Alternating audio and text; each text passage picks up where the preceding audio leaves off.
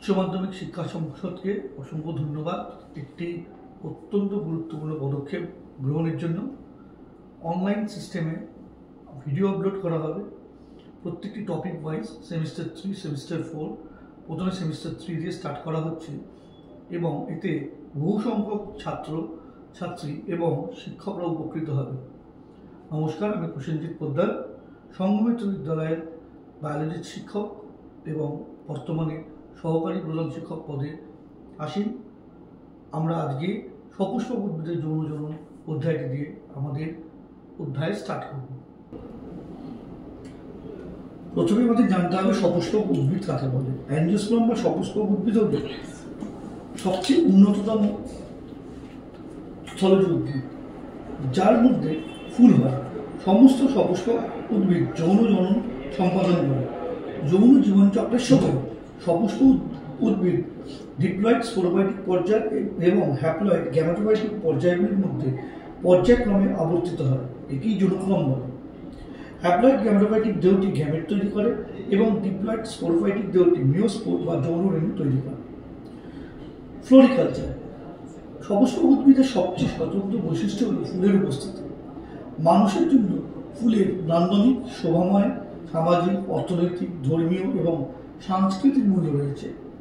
ফুল এবং শোভাময় অর্থাৎ অর্নামেন্টাল উদ্ভিদের বৃদ্ধি বিপণনের সঙ্গে সম্পর্কিত উদ্যান পালনের শাখাকে ফ্লোরিকালচার বলা হয়। ফুলের বিভিন্ন অংশ। সপুষ্পক উদ্ভিদে ফুলের প্রজনন একক হিসেবে কাজ করে। একটি সাধারণ ফুলের থ্যালামাসের উপর 4টি স্তবকে সাজানো ফুলের 4 প্রকারের অংশ হল বৃতি, ক্যালিক্স, দলমণ্ডল, করলা, পুংস্তবক, অ্যান্ড্রোসিয়াম, স্ত্রীস্তবক, গ্রাইলোসিয়াম। এই 4টি স্তবককে আমরা সুবিধার্থে 2টি দলে ভাগ করতে পারি। আনুষঙ্গিক বা অপ্রজননশীল স্তবক, বৃতি এবং দলমণ্ডল।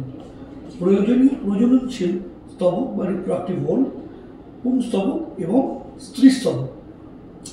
এক্ষেত্রে বলে রাখি, আমাদের বায়োলজির ক্ষেত্রে প্রত্যেকটি শব্দ যেগুলো আমরা বাংলায় পড়ব তার ইংরেজি শব্দগুলো জানা খুব জরুরি। জানলে বিভিন্ন কম্পিটিটিভ এক্সাম অত্যন্ত সুবিধা হয় এবং পড়ার ক্ষেত্রেও এই 2টি টার্ম জানলে পরবর্তী পর্যায়ে যখন আমরা পড়াশোনা করব সেক্ষেত্রেও আমরা উপকৃত হব। ফুল এক প্রকার রূপান্তরিত বিটক। Flower is a modified shoot. মাটির উপরে উদ্ভিদের যে অংশগুলি জন্মায় তাদেরকে আমরা বিটক বলি।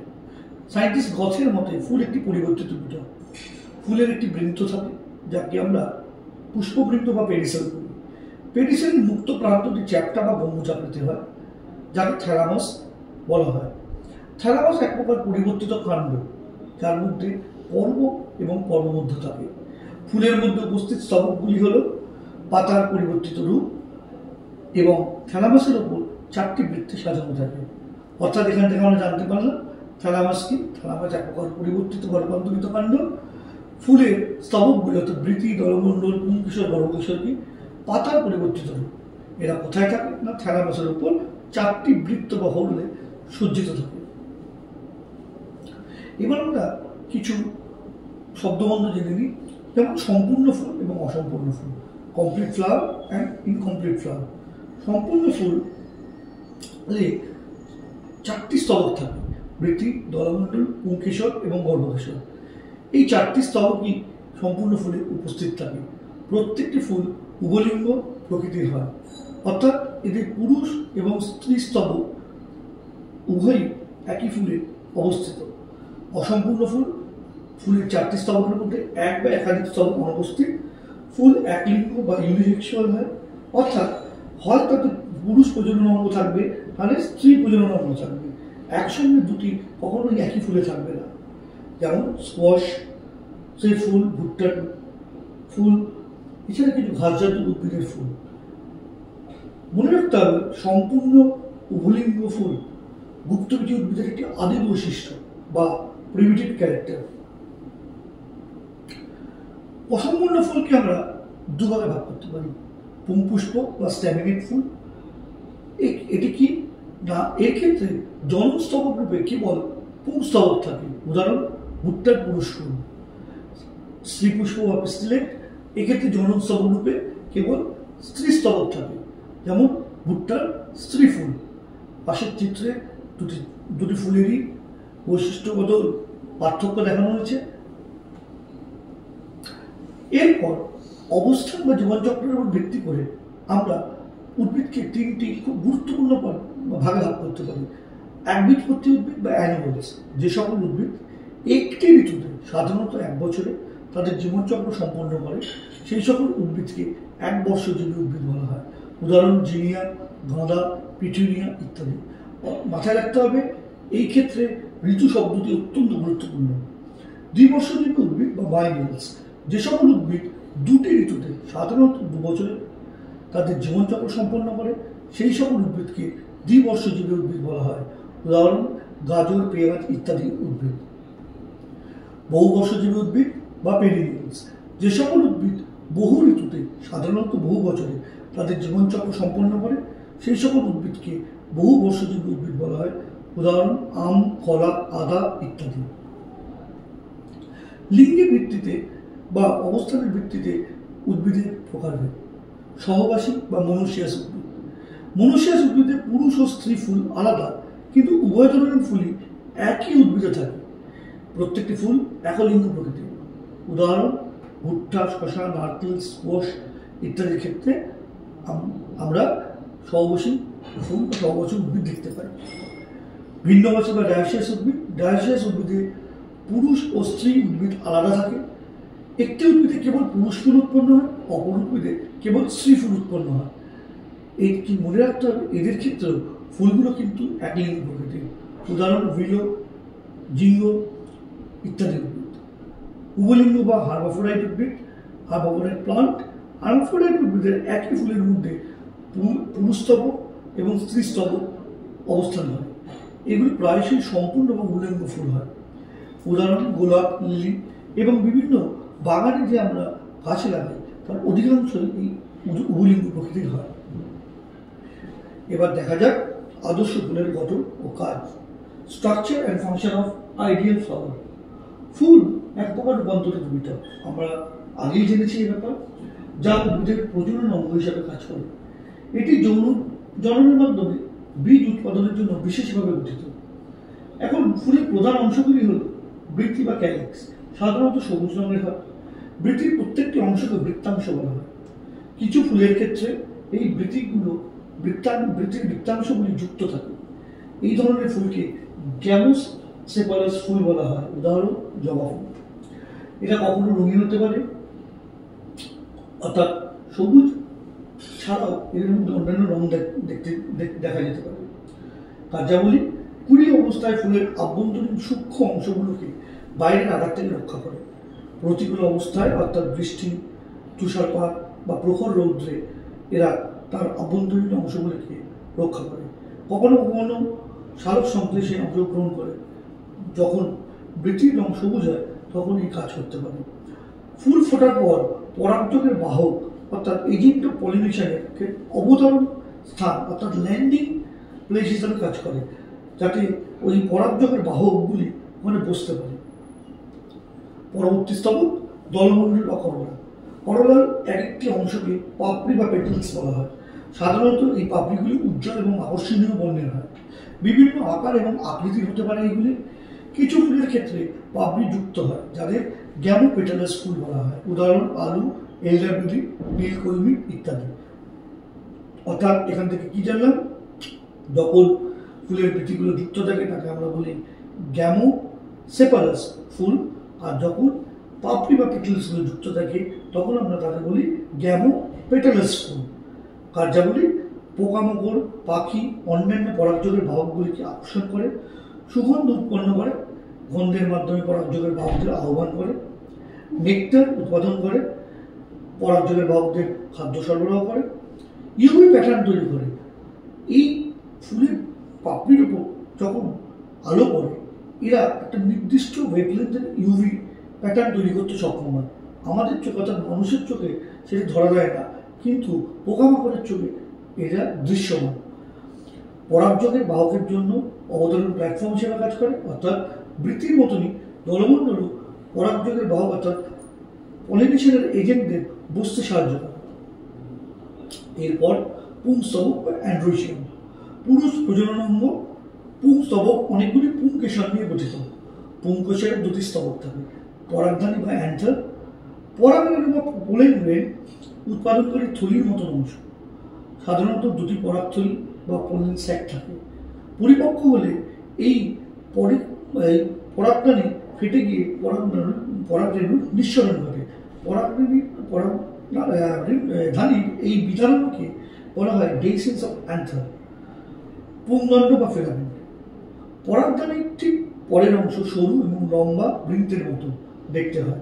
পরাগধানীকে উপযুক্ত উচ্চতায় ধরে রাখে। অর্থাৎ আমরা যে বিভিন্ন পুংস্তবকের দৈর্ঘ্যের পার্থক্য দেখি, এই পার্থক্যটি পুংদণ্ডের দৈর্ঘ্যের পার্থক্যের জন্য হয়। এর সুবিধা কি বা অসুবিধা কি আমরা পরবর্তীকালে জানব। এছাড়াও পরাগরেণুর বিচ্ছুরণে সহায়তা করে। অর্থাৎ এই পুংদণ্ড হাওয়ায় বা বাতাসে আন্দোলিত হওয়ায় যখন পরাগধানীর বিদারণ ঘটে, পরাগরেণু বহুদূর পর্যন্ত ছড়িয়ে পড়তে পারে। কার্যাবলী: পরাগরেণু উৎপাদন এবং সংরক্ষণ এর অত্যন্ত গুরুত্বপূর্ণ কাজ। এছাড়া পরিণত অবস্থায় পরাগরেণুর বিচ্ছুরণ ঘটায়। পরাগযোগের বাহকদের দেহে যাতে পরাগরেণু সংযুক্ত হতে পারে তার ব্যবস্থা করে। কিছু ক্ষেত্রে নিজেরা বাতাসে আন্দোলিত হয়ে পরাগরেণু স্থানান্তরেও সহায়তা করে। পরবর্তী অংশ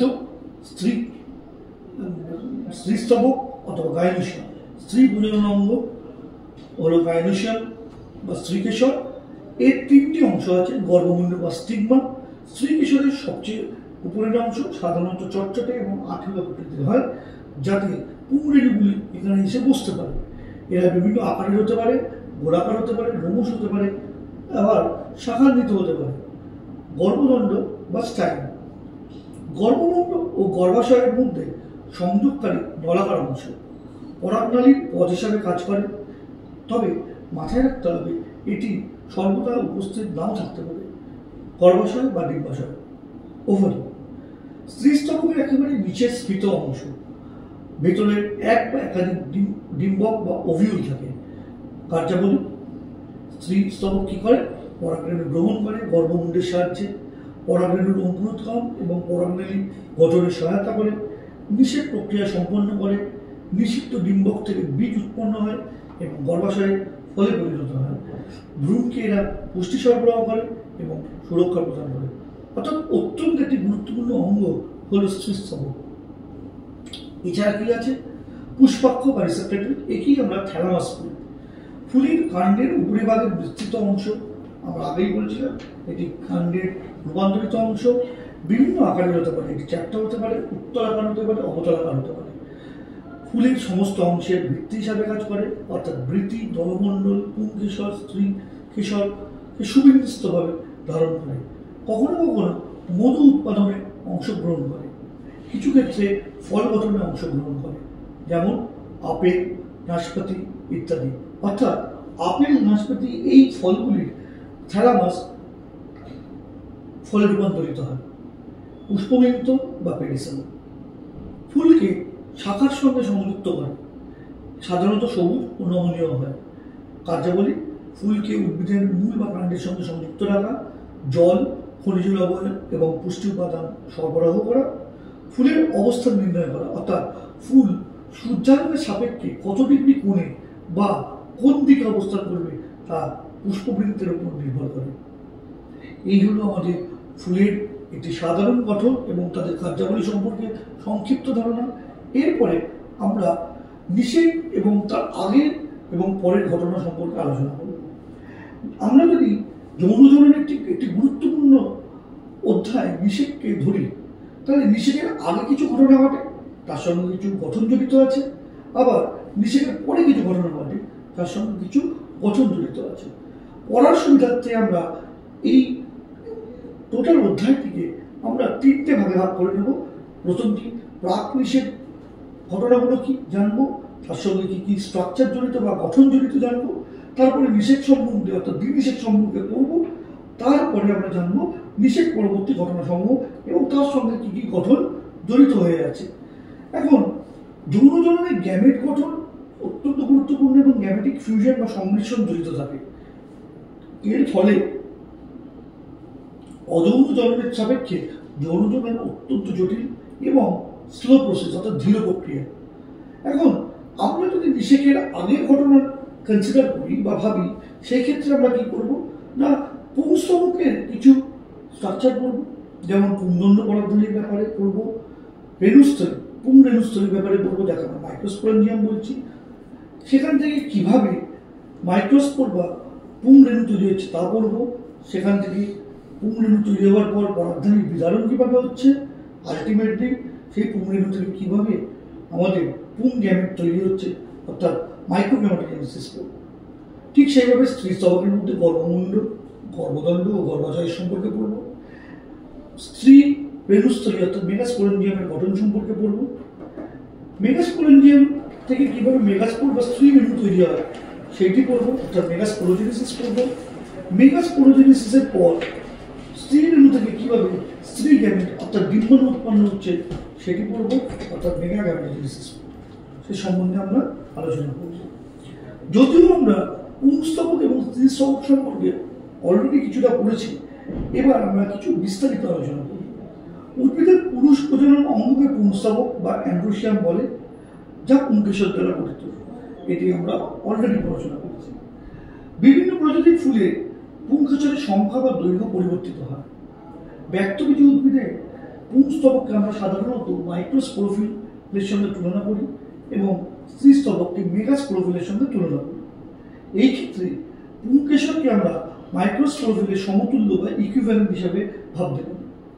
পুংকেশর দুটি অংশ নিয়ে গঠিত, পুংদণ্ড ফিলামেন্ট এবং পরাগধানী বা অ্যান্থার। এটি আমরা অলরেডি জানি। এবার আমরা অ্যান্থার সম্পর্কে বা পরাগধানী সম্পর্কে একটু ডিটেলসে জানব। পুংকেশরের প্রান্তিক সাধারণত দ্বিলোবযুক্ত অংশটিকে পরাগধানী বলা হয়। দ্বিলোব মানে লোব মানে প্রায় গোলাকার অংশকে আমরা লোব হিসাবে সাধারণত চিহ্নিত করি। পরাগধানী লোবদ্বয় পুংদণ্ডের সঙ্গে যুক্ত থাকে এবং কিভাবে যুক্ত থাকে না, সংযোগকারী কলার মাধ্যমে যুক্ত থাকে, যাকে আমরা কানেকটিভস বলি। এই সংযোগকারী অঞ্চলে সংবহন কলা বা ভাস্কিউলার টিস্যু থাকে। এই ভাস্কিউলার টিস্যুর মাধ্যমেই বিভিন্ন জল এবং বিভিন্ন আয়নের আদান প্রদান সম্ভবপর হয়। একটি আদর্শ গুপ্তবীজীর পরাগধানী দ্বিলোবযুক্ত হয়, যার প্রতিটি লোবে দুটি থিকা থাকে, তাই এদেরকে ডাইথিকাস প্রকৃতির বলা হয়। দুটি থিকার মধ্যবর্তী অঞ্চলে একটি উল্লম্ব খাঁজ দেখা যায়, যা এই থিকা দুটিকে পরস্পরের থেকে আলাদা করে রাখে। এখন পরাগধানীর প্রতিটি লোবের কোণে দুটি করে মোট 4টি মাইক্রোস্পোরাঞ্জিয়া থাকে। মাইক্রোস্পোরাঞ্জিয়ার পরবর্তীকালে পরাগথলিতে বিকশিত হয়। আমরা পার্শ্ববর্তী চিত্রে দেখতে পাচ্ছি একটি আদর্শ পরাগধানী টেট্রাস্পোরাঞ্জিয়ার প্রকৃতি, অর্থাৎ দেখা যাচ্ছে এখানে 1, 2, 3, 4 এই 4টি মাইক্রোস্পোরাঞ্জিয়া আছে। তাহলে আদর্শ পরাগধানী দ্বিলোবযুক্ত, অর্থাৎ দুটি লোব আছে, তাই দুটি লোব আছে বলে তাকে আমরা ডাইথিকাস বলছি। এবং যেহেতু ডাইথিকাস, এদের মধ্যে 4টি মাইক্রোস্পোরাঞ্জিয়া আছে, তাই এদেরকে আমরা কি বলছি, টেট্রাস্পোরাঞ্জিয়ার প্রকৃতির বলছি। ক্যাপসুলা, যা ক্রুসিবেরি বা ব্যাসিলিসি গোত্রভুক্ত, এ পরাগধানী আদর্শ পরাগধানীর একটি উদাহরণ, যেটি দ্বিলোবযুক্ত, ডাইথিকাস এবং টেট্রাস্পোরাঞ্জিয়ার প্রকৃতির। তবে এরও কিছু ব্যতিক্রম দেখা যায়, যেমন ম্যালবেসির ক্ষেত্রে একটি পরাগধানী একটি লোবযুক্ত, অর্থাৎ মোনোথিকাস। যেহেতু মোনোথিকাস, এই ক্ষেত্রে 4টি মাইক্রোস্পোরাঞ্জিয়াম থাকার কোনো জায়গা নেই, এখানে 2টি মাইক্রোস্পোরাঞ্জিয়াম থাকে, তাই একে বলা হয় বাইস্পোরেঞ্জিয়ার প্রকৃতি। এরও আর এক্সেপশন আছে। পরাগধানী কিছু কিছু ক্ষেত্রে দেখা যায় যে প্রতিটি লোবে 2টি মাইক্রোস্পোরাঞ্জিয়ামের পরিবর্তে 1টি মাইক্রোস্পোরাঞ্জিয়াম থাকে, অর্থাৎ মনোস্পোরেঞ্জিয়ার প্রকৃতির পরাগধানী আমরা পেতে পারি, যেটি আর্সে ইউথোবিয়ামের ক্ষেত্রে আমরা দেখতে পাই।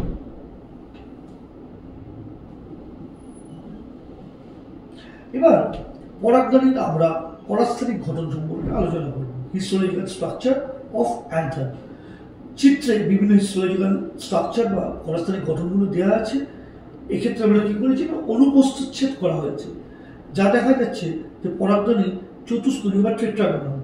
এখন মাইক্রোস্পোরাঞ্জিয়াম আমরা অলরেডি পড়েছি। মাইক্রোস্পোরাঞ্জিয়ামের যদি আমরা হিস্টোরিক্যাল স্তরগুলো বিবেচনা করি, দেখা যায় যে মাইক্রোস্পোরাঞ্জিয়াম 4টি স্তর দ্বারা আবৃত থাকে। সর্ববহিষ্ঠ স্তরটিকে বলা হয় এপিডার্মিস। তাহলে এপিডার্মিস কি? এটি পরাগধানীর সর্ববহিষ্ঠ স্তর। মাথায় রাখতে হবে এটি এককোষী পুরু স্তর। এই সর্ববহিষ্ঠ স্তরটির কাজ কি? এটি প্রতিরক্ষামূলক স্তর, যেটি তার আভ্যন্তরীণ গঠনগুলিকে রক্ষা করে। এরপর এন্ডোথেসিয়াল। এপিডার্মিসের নিচে অবস্থিত এককোষীয় পুরু তন্তুময় স্তর। এটা ঠিক ফাইব্রাস লেয়ার, কিন্তু এটাও সিঙ্গেল সেল লেয়ার। পরাগধানীর পরিপক্কতার সময় এন্ডোথেসিয়াল কোষের বাইরের প্রাচীর পাতলা থাকে, কিন্তু আলফা সেলুলোজ তন্তু সঞ্চিত হওয়ার কারণে অভ্যন্তরের প্রাচীর এবং অক্ষীয় প্রাচীর অর্থাৎ রেডিয়াল ওয়াল এবং ইনার ওয়াল পুরু হয়ে যায়। কেন? Due to deposition of alpha cellulose fibre. অক্ষীয় প্রাচীরে ক্যালোস ব্যান্ড বলে কিছু তন্তু যুক্ত থাকে। এন্ডোথেসিয়াল প্রাচীরের কিছু জায়গায় ক্যালোস ব্যান্ড থাকে না এবং পুরু সেলুলোজ তন্তু অনুপস্থিত থাকে। এই স্থানটিকে বলা হয় স্টোমিয়াম। পরাগধানী যখন বিতাড়িত হয়, অর্থাৎ ডেইসিস অফ অ্যান্থ্রাস যখন হয়, এই স্টোমিয়াম অঞ্চলের মাধ্যমে পরাগরেণুর বিতরণ ঘটে। স্বাভাবিকভাবে বোঝা যাচ্ছে যে স্টোমিয়াম অঞ্চলটি যেহেতু অনেক পাতলা এবং ক্যালোস ব্যান্ড বা সেলুলোজ তন্তু, পুরুষ সেলুলোজ তন্তু নেই, সেই কারণে এই স্থান থেকেই বিতরণ অনেক ইজি। মধ্যস্থ বা মিডিল লেয়ার 1 থেকে 30 স্তরীয় পুরু, যা প্যারেনকাইমা কোষ দ্বারা গঠিত। প্যারেনকাইমা কোষ খাদ্য সঞ্চয় করে। এই স্তরের আয়ুষ্কাল কম। পরিণত পরাগধানীতে এটি অনুপস্থিত থাকে। অত্যন্ত গুরুত্বপূর্ণ পয়েন্ট। তাহলে পরিণত যখন পরাগধানী সৃষ্টি হয়ে যায়, সেই ক্ষেত্রে আমরা মধ্যস্তর বা মিডিল লেয়ারটিকে দেখতে পাবো না। তাহলে এই লেয়ারটি কেন প্রাথমিক স্তরে থাকে? এই স্তর বর্ধিষ্ণু পরাগরেণুকে যান্ত্রিক দৃঢ়তা প্রদান করে এবং পরাগধানীর বিতরণে সাহায্য করে। এই পরবর্তী স্তর অত্যন্ত গুরুত্বপূর্ণ, ট্যাপেটাম। এটি অন্তস্থ একস্তরীয় পুরু প্রাচীর স্তর, যা পুষ্টিকর স্তর হিসাবে কাজ করে। এটি একটি নিউট্রিটিভ লেয়ার হিসেবে কাজ করে, অত্যন্ত গুরুত্বপূর্ণ একটি স্তর। ট্যাপেটামের কোষগুলিতে ঘন সাইটোপ্লাজম থাকে এবং সাধারণত একাধিক নিউক্লিয়াস থাকে। তাহলে আমরা এতক্ষণ যে স্তরগুলি নিলাম, তার মধ্যে একটি ট্যাপেটামের বিশেষ বৈশিষ্ট্য পেলাম।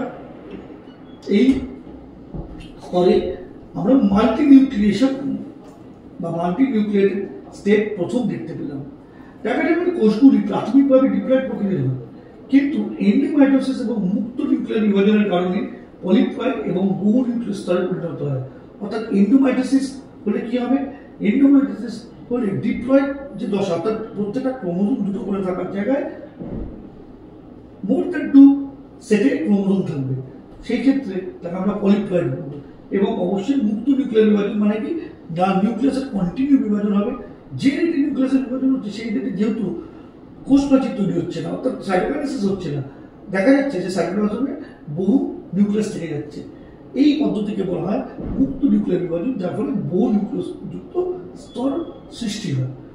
ট্যাপেটামের মাধ্যমে পরাগধানীর মধ্যস্তর থেকে খাদ্য শোষণ করে এবং মাইক্রোস্পোর মাদার সেল, অর্থাৎ যেখান থেকে পরবর্তীকালে পরাগরেণু তৈরি হবে, সেই মাইক্রোস্পোর মাদার সেলকে অর্থাৎ মধ্যস্থ পরাগরেণুকেও পুষ্টি সরবরাহ করে। ট্যাপেটাম পরিপক্ক পরাগধানীতে থাকে না, অর্থাৎ পরিপক্ক পরাগধানীতে ট্যাপেটাম থাকে না, মধ্যস্থতা থাকে না। আমাদের এখানে মাথায় রাখতে হবে, এই যে মাইক্রোস্পোর মাদার সেল, এটি কিন্তু ডিপ্লয়েড প্রকৃতির কোষ। অবশেষে ট্যাপেটাম যখন অবক্ষয়ের দিকে যায়, তখন সাইটোপ্লাজমে কিছু দানা তৈরি হয়। এই দানাগুলিকে প্রবিষ্ট বডি বলা হয়। এই প্রবিষ্ট বডি স্পোরোপলিনিন নামক স্তর দ্বারা বেষ্টিত হয়। এই যখনই প্রবিষ্ট বডি স্পোরোপলিনিন দ্বারা আবৃত হবে, তখন তাকে আমরা ইউবিক্স বডি বা অরবিকিউল বলবো। অত্যন্ত কিছু টাফ, কিন্তু অত কঠিন ভাবার কিছু নেই। আমরা খুব ইজিলি পাবো। ট্যাপেটাম যখন নষ্ট হয়ে যাচ্ছে, সাইটোপ্লাজমে যদি দানা তৈরি হচ্ছে, তাকে আমরা প্রোভিস বডি বলছি। সেই প্রোভিস বডি যদি একটা স্পোরোপলিন লেয়ার দিয়ে আবৃত হয়, তখন তাকে আমরা ইউবিক্স বডি বা অর্বিকিউল বলছি। স্পোরোপলিন কি আমরা একটু পরে আসছি। অবশেষে ট্যাপেটাম অবক্ষিপ্ত হলে ইউবিক্স বডিগুলো পরাগথলিতে নির্গত হয়। ইউবিক্স বডি পরাগরেণুর বাইরে এক্সাইন তৈরি করে। পরাগরেণুর গঠন যখন পড়বো, আমরা এইসব সম্বন্ধে ডিটেলস বলবো। তাহলে ট্যাপেটাম কি কি কাজ করে আমরা সংক্ষেপে দেখি। Both this two microspore mother cell, একে পোলেন মাদার সেল বলে, সেই জন্য এমএমসি বা পিএমসি দিয়ে ডিনোট করা হয়েছে। এবং পরাগরেণুকে পুষ্টি প্রদান করে, কিছু উৎসেচক এবং হরমোন নিঃসরণ করে, স্পোরোপলিন ধারণকারী ইউবিক্স বডি উৎপন্ন করে। আমরা কিছুক্ষণ আগেই দেখলাম, যেটা এক্সাইন অর্থাৎ পরাগরেণুর সর্ববহিষ্ঠ স্তর তৈরি করতে সাহায্য করে। এবং এই যে এক্সাইন বা পরাগরেণুর সর্ববহিষ্ঠ স্তরে বিভিন্ন অলঙ্করণ বা অর্নামেন্টালাইজেশন দেখতে পাই, সেটি এই ইউবিক্স বডি জন্যই আমরা দেখতে পাই।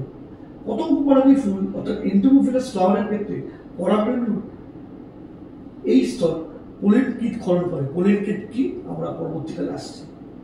এরপরে স্তর রেণু ধারণ করা বা স্পোরোজেনাস টিস্যু। এখন যখন পরাগধানী তরুণ থাকে অর্থাৎ নতুন তৈরি হয়েছে, তখন প্রতিটি মাইক্রোস্পোরাঞ্জিয়ামের কেন্দ্রস্থলে রেণু ধারণ করা থাকে বা স্পোরোজেনাস টিস্যু থাকে। এই ধরনের কোষসমষ্টি দিয়ে পুরোপুরি মাইক্রোস্পোরাঞ্জিয়াম তৈরি হয়। রেণু ধারণ করার প্রতিটি কোষ একটি মাইক্রোস্পোর টেট্রাড তৈরি করতে সক্ষম, অর্থাৎ এর প্রতিটি কোষ সম্ভাব্য পরাগরেণু মাতৃকোষ বা মাইক্রোস্পোর মাদার সেল। অর্থাৎ যদি একটি মাইক্রোস্পোর টেট্রাডে 4টি মাইক্রোস্পোর থাকে, প্রত্যেকটি মাইক্রোস্পোরই কিন্তু থেকে পরাগরেণু তৈরি হতে পারে। অর্থাৎ প্রত্যেকটি মাইক্রোস্পোরই এখানে পরাগরেণু মাদার সেল হিসেবে কাজ করতে পারে। পরাগধানীতে 4টি পরাগরেণুথলি থাকে। পরাগথলির ভেতরে মাইক্রোস্পোর মাতৃকোষ বা পরাগরেণু মাতৃকোষ মিউটিক বিভাজনের মাধ্যমে মাইক্রোস্পোর বা পরাগরেণু তৈরি করে। তাহলে এখান থেকে আমরা স্পষ্টভাবে বুঝছি, যেহেতু মাইক্রোস্পোর মাদার সেলের মিওসিস ঘটছে, ঘটার পরে মাইক্রোস্পোর বা পরাগরেণু তৈরি হচ্ছে, তাই মাইক্রোস্পোর মাদার সেল যদি ডিপ্লয়েড হয়, মাইক্রোস্পোর বা পরাগরেণু তাহলে হ্যাপ্লয়েড। এই কনসেপ্টগুলো সম্পূর্ণ ক্লিয়ার থাকতে হবে, কোন পার্টগুলি ডিপ্লয়েড, কোন পার্টগুলি হ্যাপ্লয়েড।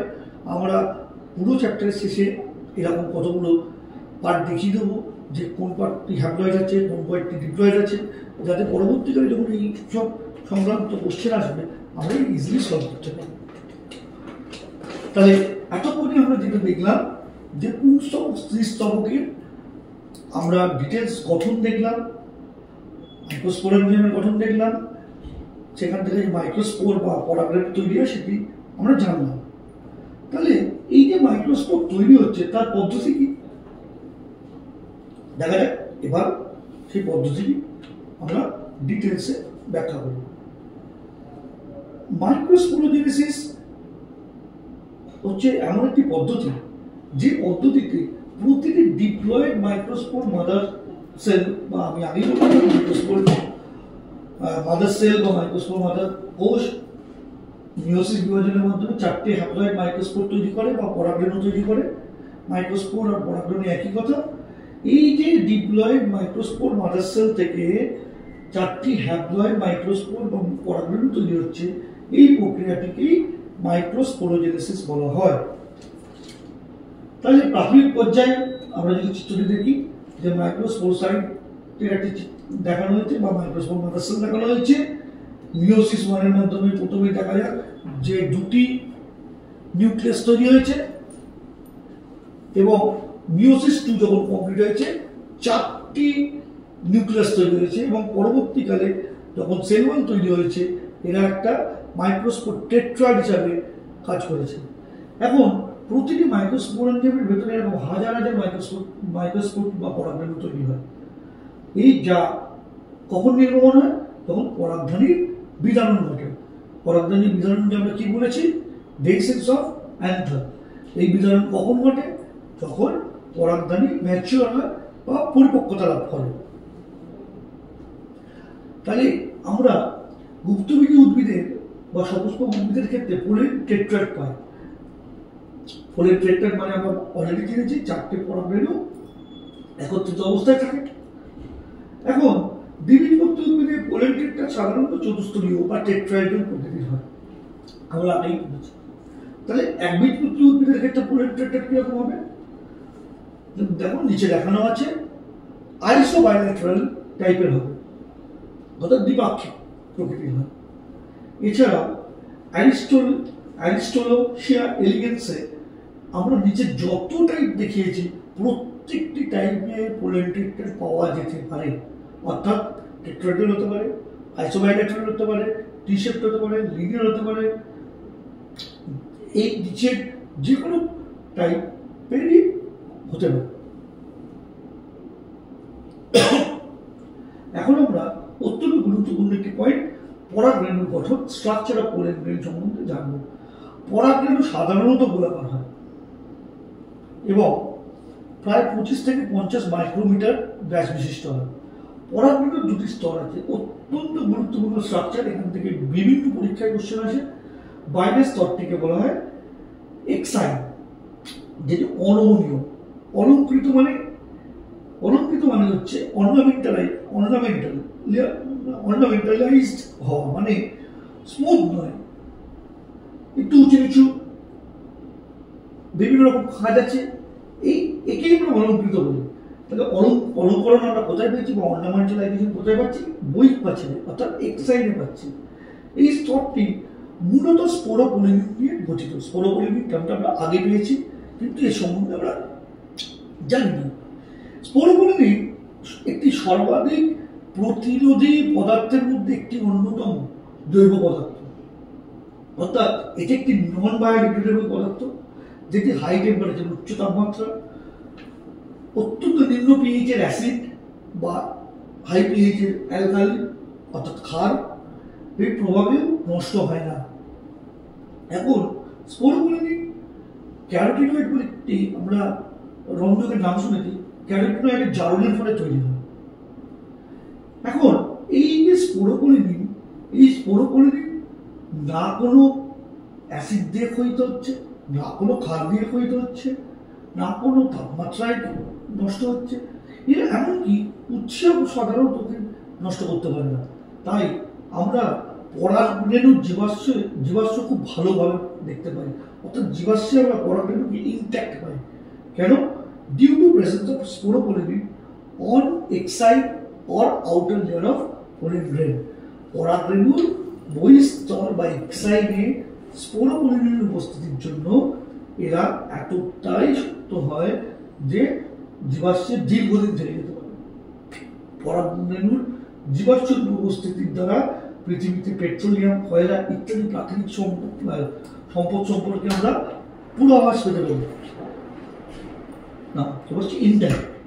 পরাগরেণুর প্রাচীরের অভ্যন্তরীণ স্তর হচ্ছে পাতলা, অবিচ্ছিন্ন, অর্থাৎ কন্টিনিউয়াস লেয়ার। পরাগরেণুর বহিঃস্তরের মতন কিন্তু বিচ্ছিন্ন, নরম, স্থিতিস্থাপক, ইলাস্টিক। এটি পেকটিন এবং সেলুলোজ দিয়ে তৈরি। যখনই কোনো বস্তু পেকটিন এবং সেলুলোজ উভয় মেটেরিয়াল দিয়ে তৈরি হবে, তাকে আমরা পেকটোসেলুলোজ দ্বারা তৈরিও বলতে পারি।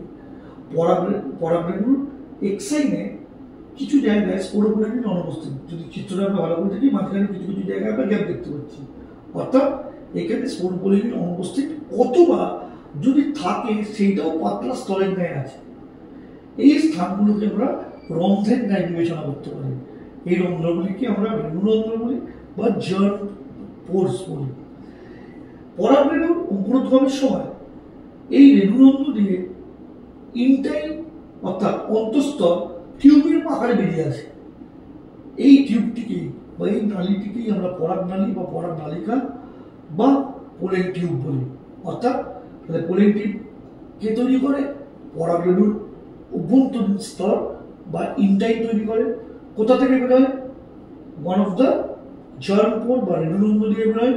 রেণুরন্ধ্র দিয়ে কেন বেরোতে পারে? কারণ ওই স্থানে স্পোরোপোলিন থাকে না বলে স্তরটি পাতলা, অথবা থাকলেও অত্যন্ত পাতলা প্রকৃতির, সেই জন্য ওই স্তর দিয়ে বা ওই ছিদ্রপথ দিয়ে খুব সহজেই আমাদের ইনটাইনটি বাইরে টিউবের ন্যায় বেরিয়ে আসতে পারে।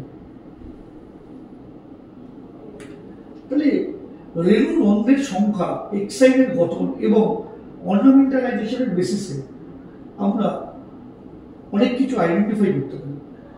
পরাগরেণুর বিস্তারিত অধ্যয়নকে আমরা প্যালিনোলজি বলি। বেশিরভাগ দ্বিবীজপত্রী উদ্ভিদ, আমরা আগেই বলেছি ক্যাপসুলার একটা অত্যন্ত গুরুত্বপূর্ণ উদাহরণ। পরাগরেণুতে 3টি রেণুরন্ধ্র থাকে। এই ধরনের পরাগরেণুকে আমরা ট্রাইকোলপেট বলি। ট্রাইকোলপেট পরাগরেণু কি? যার ক্ষেত্রে যে পরাগরেণুতে 3টি রেণুরন্ধ্র থাকে।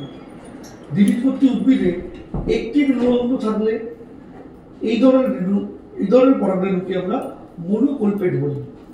তাহলে পরাগরেণুকে আমরা দুভাগে ভাগ করতে পারি। কোনো কোনো পরাগরেণুতে আমরা 3টে রেণুরন্ধ্র দেখতে পাই, তাকে আমরা ট্রাইকোলপেট বলি। আবার কখনো কখনো আমরা 1টি রেণুরন্ধ্র দেখতে পাই, তখন এই পরাগরেণুকে আমরা মনোকোলপেট বলি। এখন পরাগরেণুর বিধান।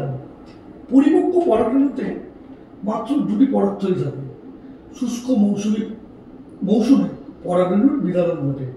শুষ্ক মৌসুমে এন্ডোথেসিয়াল যে লেয়ারের কথা বলেছিলাম, সেই লেয়ার থেকে জল বেরিয়ে যায় এবং ওই স্টোমিয়াম অঞ্চল, একটা নাম বলেছিলাম স্টোমিয়াম, যেখানে পাতলা অঞ্চলটি, ওই স্টোমিয়াম অঞ্চল দিয়ে কি হয় না, স্টোমিয়াম অঞ্চলের কোষ ভেঙে যায়। ভেঙে গিয়ে যে ছিদ্রের সৃষ্টি হয়, সেইটি দিয়ে পরাগরেণু বেরিয়ে আসে এবং বায়ুর উপস্থিতিতে অনেক দূরে ছড়িয়ে পড়তে পারে। অধিকাংশভুক্ত উদ্ভিদে পরাগধানীর বিতরণ অনুদৈর্ঘ্যভাবে ঘটে।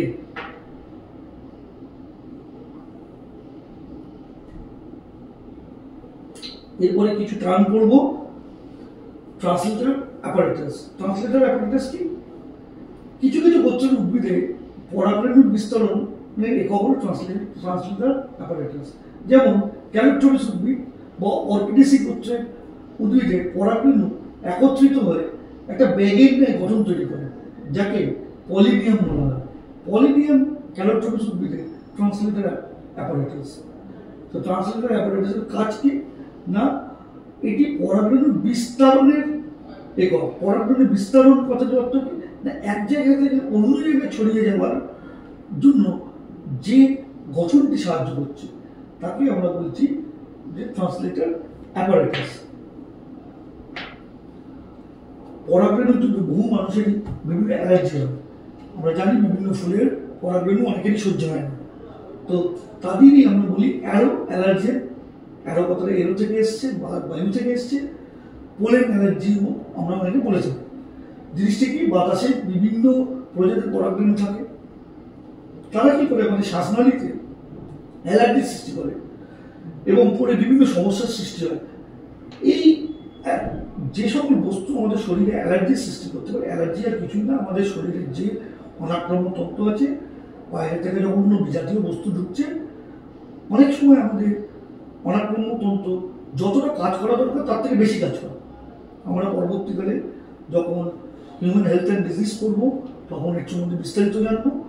ওই আমাদের অনাক্রাম্যতা তন্ত্র অত্যধিক কাজ করার ফলে আমাদের কিছু সমস্যার সৃষ্টি হয়, তাকেই আমরা অ্যালার্জি বলি। এখন যে বস্তুর জন্য আমার শরীরে অ্যালার্জির সৃষ্টি হয়েছে, তাকে আমরা অ্যালার্জেন বলি। মানুষের ক্ষেত্রে পরাগরেণুর জন্য সৃষ্ট অ্যালার্জি দীর্ঘস্থায়ী শ্বাসযন্ত্রে ব্যাধির সৃষ্টি করতে পারে। যেমন বহু মানুষের এর জন্য হাঁপানির সৃষ্টি হতে পারে, কারোর ক্ষেত্রে ব্রঙ্কাইটিস অর্থাৎ ব্রঙ্কিয়ালের প্রদাহ করতে পারে। সব উদ্ভিদের পরাগরেণু যে অ্যালার্জি সৃষ্টি করবে তার কোনো মানে নেই। পার্থেনিয়ামের পরাগরেণু প্রচণ্ড অ্যালার্জি সৃষ্টি করতে পারে। অ্যাম্ব্রোসিয়া পরাগরেণু হে ফিভার সৃষ্টি করে। আমরা যখন পার্থেনিয়াম কিন্তু আমাদের দেশের উদ্ভিদ না, আমরা যখন গম আমদানি করেছিলাম তখন দূষক হিসাবে পার্থেনিয়াম আমাদের দেশে চলে আসে এবং বর্তমানে তার বংশবৃদ্ধি এতই হয়েছে যে আমাদের অত্যন্ত একটা সংকটের সম্মুখীন করে দিচ্ছে এবং পরাগরেণুর অ্যালার্জির একটা অন্যতম কারণ এই পার্থেনিয়াম। তবে সুখবর কি না, পরাগরেণুকে আমরা বিকল্প খাদ্য বা সাপ্লিমেন্টারি ফুড হিসেবেও এখন ব্যবহার করছি। বিভিন্ন বিদেশে বিভিন্ন জায়গায় পোলেন ট্যাবলেট এবং সিরাপ ব্যবহার করা হয়। এই পোলেন ট্যাবলেট বা সিরাপ কি করে, পিরামিড বা রেসে যে ঘোড়া দৌড়ায় তাদের কার্যক্ষমতা বৃদ্ধি করে দেয় বলে মডার্ন সায়েন্স বিলিভ করে বা জানিয়েছে। পরাগরেণু সংক্রান্ত আমরা কি তথ্য জেনে নিই। সাইবেরিয়াসিক গোত্রের একটি পরাগরেণু মাতৃকোষ থেকে কেবল একটি কার্যকরী পরাগরেণু উৎপন্ন হয়, যেমন সাইটোসিসে দেখা যায়। আমরা সাধারণত কি বললাম, একটি পরাগরেণু মাতৃকোষ থেকে 4টি পরাগরেণু তৈরি হয় এবং 4টি পরাগরেণুই কিন্তু ক্যাপেবল। কিন্তু তার এক্সেপশন সাইটোসিস। সাইটোসিসের ক্ষেত্রে একটি পরাগরেণু মাতৃকোষ থেকে একটি পরাগরেণু উৎপন্ন হয়। বৃহত্তম পরাগরেণু মিরাবিলিসে দেখা যায়, ক্ষুদ্রতম পরাগরেণু মায়োসিসে দেখা যায়, দীর্ঘতম পরাগরেণু জোয়েস্টারে দেখা যায়।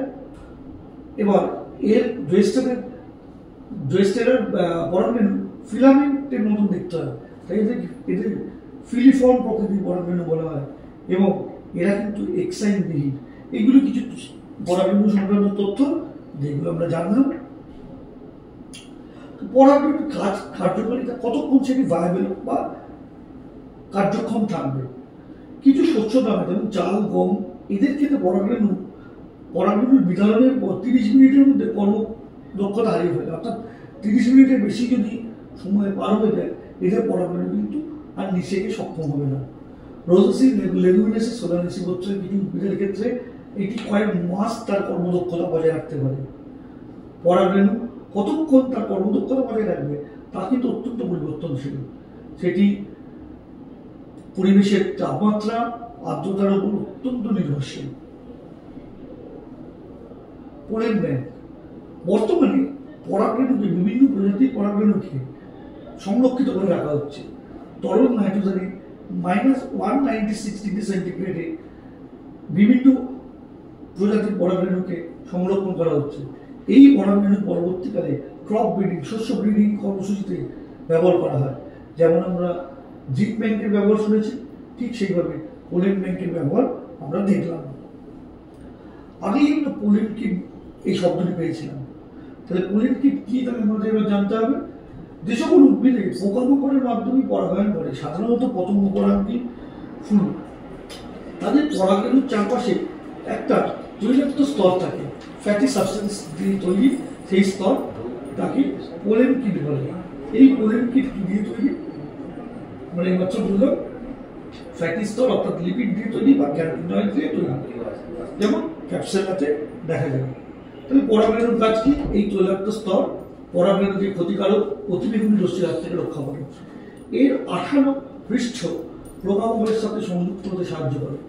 এর হলুদ রং পোকামাকড়কে পরাগজনের জন্য আকর্ষণ করে। তাহলে আমরা পরাগরেণু কিভাবে তৈরি হয়, তার গঠন, তার ভায়াবিলিটি, এর সম্বন্ধে ডিটেলসে জানলাম। কিন্তু পরাগরেণু করবে কি? পরাগরেণু দ্বিবীজপত্রী উদ্ভিদে তার ভূমিকা কি? পরাগরেণুর প্রধান ভূমিকা হচ্ছে দুটি গ্যামেট তৈরি করা, যে গ্যামেটগুলি পুং গ্যামেট হিসাবে কাজ করবে, অর্থাৎ পুরুষ গ্যামেট হিসাবে কাজ করবে। এই যে পুরুষ গ্যামেট তৈরি করার পদ্ধতি, এই পদ্ধতিকেই বলা হয় মাইক্রো গ্যামেটোজেনেসিস।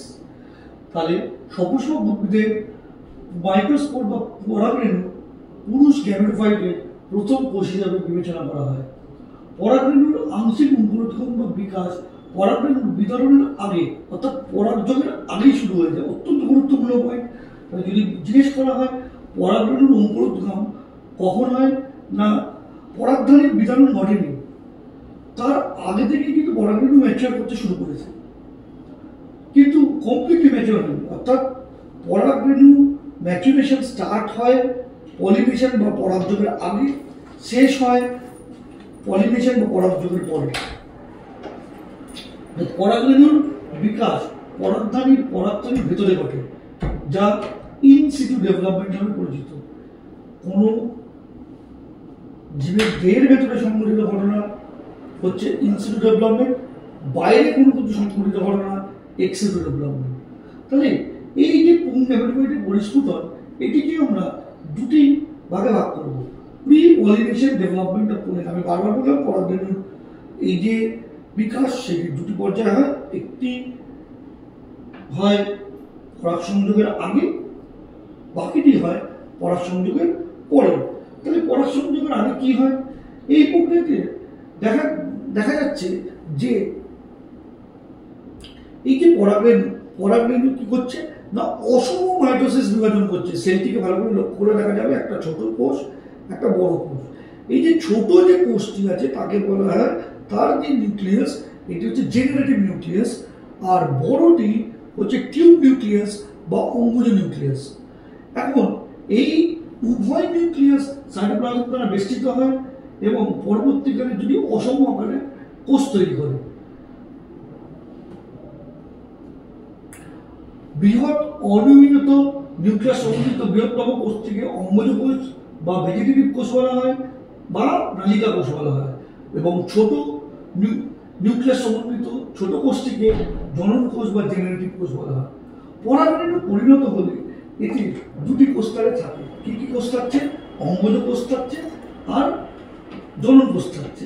পরাগরেণুর এই পর্যায়কে আংশিকভাবে বিকশিত পুরুষ গ্যামেটোফাইট বলে, অর্থাৎ পার্শিয়ালি ডেভেলপ মেল গ্যামেটোফাইট বা পরিণত পরাগরেণু বলে। ভালো করে বুঝতে হবে, আমরা পরিণত পরাগরেণু বলছি কিন্তু পরিণত গ্যামেটোফাইট বলছি না, আমরা বলছি পার্শিয়ালি ডেভেলপ মেল গ্যামেটোফাইট। অর্থাৎ যখন পরাগরেণুটির মধ্যে আমরা ভেজিটেটিভ সেল অর্থাৎ অঙ্গজ কোষ এবং জেনারেটিভ সেল অর্থাৎ জনন কোষ পাবো, তখন আমরা বলবো সেই পরাগরেণুটি পরিণত হয়েছে। কিন্তু এই স্টেজের পরাগরেণুটাকে আমরা একটি নাম দিতে পারি, তাকে আমরা বলি আংশিকভাবে বিকশিত পুরুষ গ্যামেটোফাইট। 60% বেশি ভুক্তভোগী উদ্ভিদের এই দুই কোষীয় পর্যায়ে পরাগরেণুর বিধারণ ঘটে। অত্যন্ত গুরুত্বপূর্ণ পয়েন্ট। তাহলে বেশিরভাগ ভুক্তভোগী উদ্ভিদের ক্ষেত্রে পরাগরেণুর বিধারণ কোন অবস্থায় ঘটে না 2 সেল স্টেজ অর্থাৎ 2 কোষীয় পর্যায়ে ঘটে। তাহলে বাকিদের 40% কি হয়? অবশিষ্ট প্রজাতির ক্ষেত্রে জনন কোষটা একটা মাইটোসিস বিভাজন করে দেয়। তাহলে মাইটোসিস বিভাজন করলে কি হবে? মাইটোসিস বিভাজন করলে তাহলে আরেকটা নিউক্লিয়াস তৈরি হয়ে গেল। তাহলে দেখা যাবে যে দুটো জায়গায় 3টি কোষ পর্যায়ে তাদের পরাগরেণুর বিধারণ ঘটছে। তাহলে বেশিরভাগ ভুক্তভোগী উদ্ভিদের ক্ষেত্রে 2 কোষীয় পর্যায়ে পরাগরেণুর বিধারণ ঘটে, কিন্তু কিছু কিছু উদ্ভিদের ক্ষেত্রে 3 কোষীয় পর্যায়েও পরাগরেণুর বিধারণ ঘটতে পারে। এই এতদূর আমরা যেটা বললাম সেটি পরাগ সংযোগের আগে পর্যন্ত পরাগরেণুর বিকাশ বা ডেভেলপমেন্ট। এর পরের যে ঘটনাগুলো পড়বো সেইগুলো যতক্ষণ না পরাগরেণুটি গর্ভমুণ্ডে স্থাপিত হবে অর্থাৎ পলিনেশন বা পরাগযোগ করবে ততক্ষণ হবে না। তাহলে এখান থেকে আমরা প্রথম প্রশ্ন যে কেন হবে না, সেখান থেকে আমরা বুঝতে পারছি যে পরাগরেণুর এর পরবর্তী বিকাশটা নিশ্চয়ই গর্ভমুণ্ডের উপর নির্ভরশীল বা স্ত্রীস্তম্ভের কোনো না কোনো অংশের উপর নির্ভরশীল। তাহলে এখান থেকে আমরা কি শিখলাম? এখান থেকে শিখলাম পরাগরেণুর বিকাশ অর্ধেক সে নিজের মতন করে করতে পারছে, আংশিক বিকাশ নিজের মতন করে করতে পারছে, কিন্তু সম্পূর্ণ বিকাশের জন্য সেটি স্ত্রীস্তম্ভের উপর কিন্তু নির্ভরশীল। এই পয়েন্টগুলো বা এই কনসেপ্টগুলো সম্পূর্ণ ক্লিয়ার থাকা দরকার। কম্পিটিটিভ পরীক্ষায় যে কোনোভাবে কোশ্চেন সেট করা যেতে পারে যেখানে কনসেপ্ট থেকে আনসার দিতে হবে। তাহলে পরাগযোগের পর কি হয়? গর্ভমুণ্ডে পরাগরেণু স্থাপিত হয় এবং বিকাশ পরবর্তী বিকাশ ঘটতে থাকে। তাহলে পরাগরেণু গর্ভমুণ্ড থেকে তাহলে কি পায়? যে নেসেসারি ময়েশ্চার বা আর্দ্রতার দরকার ওর পরবর্তী বিকাশের জন্য পায় সুগার বা শর্করা শোষণ করে। করার ফলে কি হয়? এদের সাইটোপ্লাজমের আয়তনটা বেড়ে যায়। তাহলে সাইটোপ্লাজমের আয়তন বাড়লে কি হবে? প্রতিটি যে রেণুর যে বাইরের স্তর আছে সেই বাইরের স্তরে অত্যন্ত চাপ বৃদ্ধি পেতে থাকে।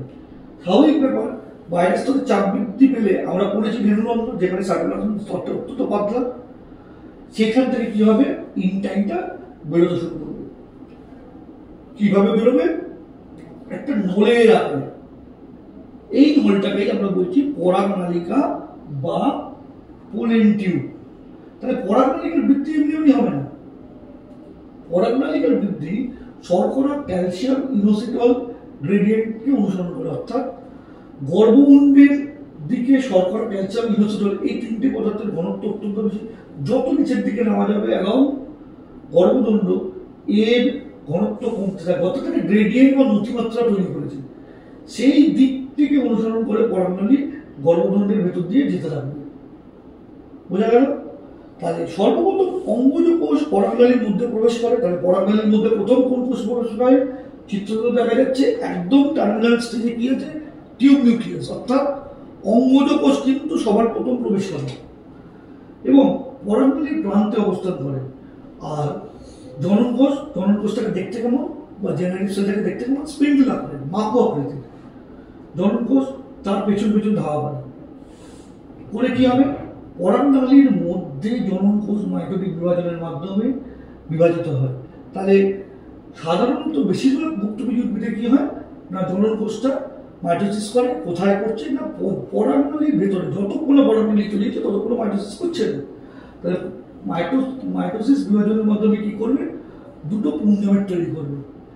কিন্তু মজার কথা, সপুষ্পক উদ্ভিদে পুংগেমেট কিন্তু অচল, মানুষের পুংগেমেট সচল। সপুষ্পক উদ্ভিদের পুংগেমেট অচল, মানুষের ডিম্বাণু অচল, কিন্তু সপুষ্পক উদ্ভিদেরও ডিম্বাণু অচল। অর্থাৎ সপুষ্পক উদ্ভিদের ক্ষেত্রে আমরা পুংগেমেটই পাই বা স্ত্রীগেমেটই পাই, উভয়ই অচল। অত্যন্ত গুরুত্বপূর্ণ পয়েন্ট। তাহলে এবার আমরা কি দেখতে পাচ্ছি না, পরাগনালীর মধ্যে জনন কোষ মাইটোটিক বিভাজনের মাধ্যমে বিভক্ত হয়ে দুটি অচল পুংগেমেট তৈরি করেছে। এখন পুংগেমেট, এবার যদি পুরো স্ট্রাকচারটিকে আমি দেখি, কি দেখছি না, একটা পরাগনালী, একটি পুং রেণু যেটি বৃদ্ধিপ্রাপ্ত হয়েছে, যার মধ্যে দিয়ে একটি পরাগনালী তৈরি হয়েছে এবং পরাগনালীর মধ্যে একটি অঙ্গজ কোষ আছে এবং দুটি পুংগেমেট আছে। এই গুপ্তবীজ উদ্ভিদের এই পরিণত পুংগেমেটোফাইট, এই স্ট্রাকচারটিকে বলা হয়। অর্থাৎ কোন স্ট্রাকচারটিকে পরিণত পুংগেমেটোফাইট বলা হয় না, বর্ধিষ্ণু বা বৃদ্ধিপ্রাপ্ত পরাগ রেণু যা পরাগ নালী সমন্বিত এবং পরাগ নালীর মধ্যে অঙ্গজ কোষ বা অঙ্গজ নিউক্লিয়াস আছে এবং দুটো পুংগেমেট আছে। এই এন্টায়ার স্ট্রাকচারটিকে পরিণত পুংগেমেটোফাইট বলা হয়। পরিণত পুংগেমেটোফাইট, আগে আমরা পড়েছিলাম পার্শিয়ালি ডেভেলপড মেল গ্যামেটোফাইট। তখন কি ছিল না, একটা পরাগরেণুর মধ্যে কেবল একটি অঙ্গজ কোষ এবং একটি জনন কোষ ছিল।